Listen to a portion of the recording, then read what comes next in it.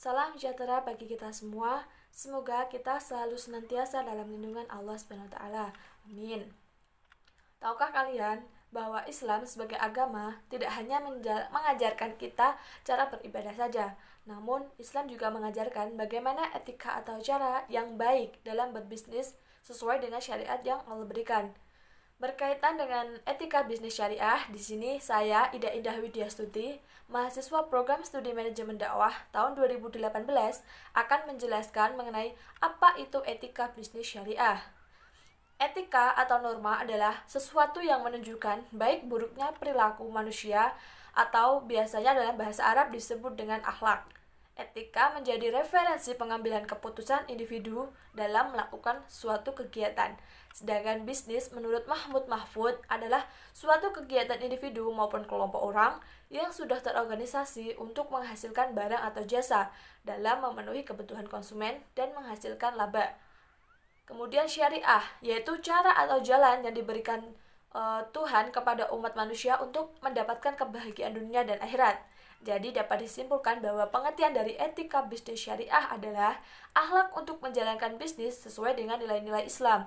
Sehingga dalam menjalankan bisnisnya tidak perlu ada kekhawatiran karena sudah diyakini bahwa hal tersebut adalah sesuatu yang baik dan benar serta sudah dapat dipastikan akan mendapatkan kebahagiaan dunia dan akhirat bagi yang melakukannya. Lalu apa saja sih problematika yang terdapat dalam bisnis dan etika itu sendiri? Sekarang ini, mindset seseorang tentang bisnis merupakan suatu kesadaran yang lahir dari pengetahuan, serta wawasan yang didapat dari proses ketika seseorang tersebut menghadapi suatu masalah. Bisnis dianggap sebagai media usaha yang bersifat material untuk mencapai keuntungan maksimal. Sedangkan etika adalah sebuah disiplin ilmu yang berisi pedoman mengenai mana yang benar dan mana yang salah, yang baik maupun yang buruk, serta yang bermanfaat maupun yang tidak. Akan tetapi, dalam kenyataannya, hubungan etika dan bisnis lebih dipandang sebagai sesuatu hal yang tidak baik. Padahal, jika bisnis dipandang negatif, maka diperlukan etika untuk diterapkan dalam bisnis tersebut. Kenapa? Karena agar tujuan bisnis yang semula untuk mencapai tujuan maksimal dapat berjalan dengan baik dan sesuai dengan syariah yang ada. Adapun bisnis dan etika menurut Al-Quran terdapat dalam beberapa ayat. Salah satunya yang pertama yaitu surat Al-Mulk ayat 15. Di ayat ini dijelaskan bahwa kita dianjurkan untuk mencari rezeki di segala penjuru dengan berbagai macam cara. Salah satunya dengan berbisnis. Namun Allah selalu berpesan agar segala sesuatu yang dilakukan yaitu hanya untuk mencari ridhonya Allah saja.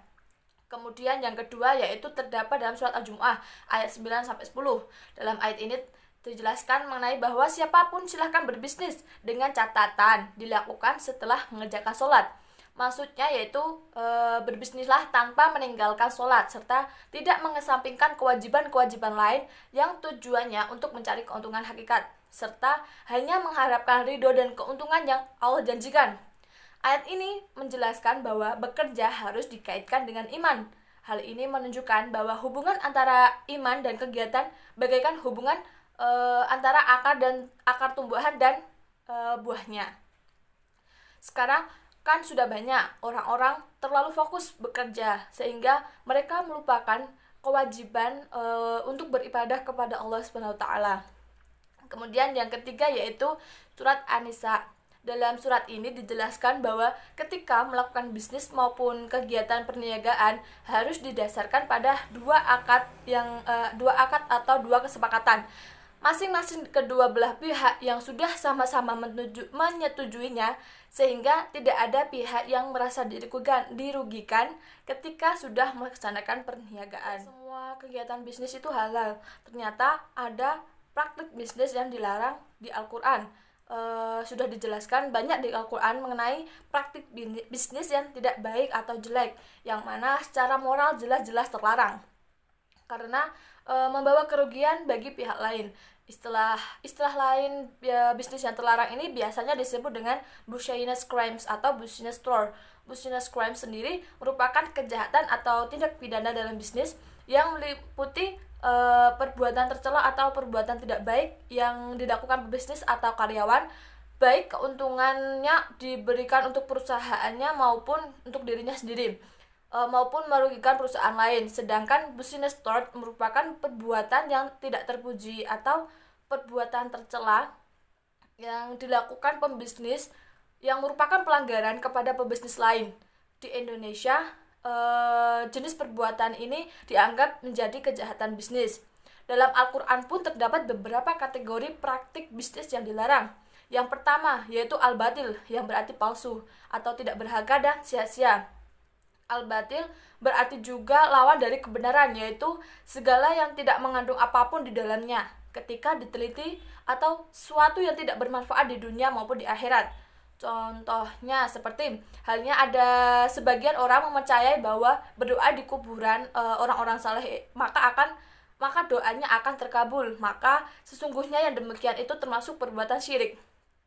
Sekarang sudah banyak banget orang-orang melakukan pesugihan dengan dalil berziarah ke makam sesepuh, padahal niatnya hanya untuk melakukan pesugihan saja.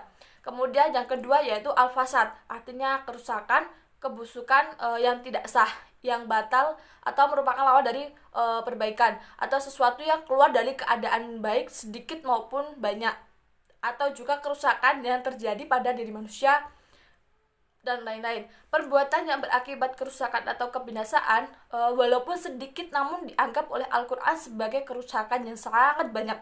Contohnya yaitu majhul atau ketidakjelasan, yaitu melakukan jual beli dengan harga seperti si fulan tanpa menyebutkan nominal harganya. Fasad terjadi ketika ketidakjelasan harga, jika disebutkan maka fasad tersebut menjadi hilang. Kemudian yang ketiga yaitu az-zulm, yaitu meletakkan sesuatu tidak pada tempatnya, atau penganiayaan, ketidakadilan, tindakan sewenang-wenang, penindasan dan penggelapan. Maksudnya yaitu kezaliman sebagai celah dalam praktik yang bertentangan dengan nilai-nilai etika, termasuk dalam mal bisnis.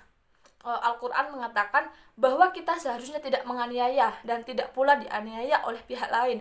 Contohnya dalam perusahaan kan kadang ada karyawan yang dianiaya oleh pimpinannya karena tidak melakukan tugas dengan baik. Nah, itu tidak boleh dalam Al-Quran.